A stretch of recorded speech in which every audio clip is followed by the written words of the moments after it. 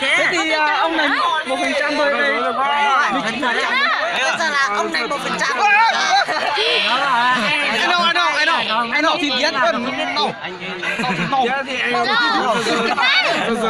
Đó. Ngày đây nó biết rồi. Thật đừng đùa. Thịt nào biết.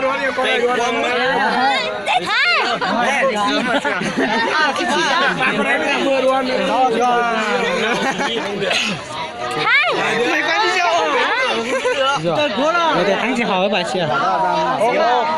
Rồi nè hồng tiếp bài này.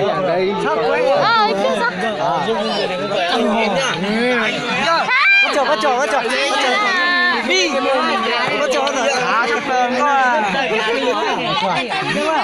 Nó bảo nó không biết, nó hỏi nó bảo xin nào mà nhau nó bảo nó không biết thì Mua ta đi. cho nó rồi thôi. Lên mạng à?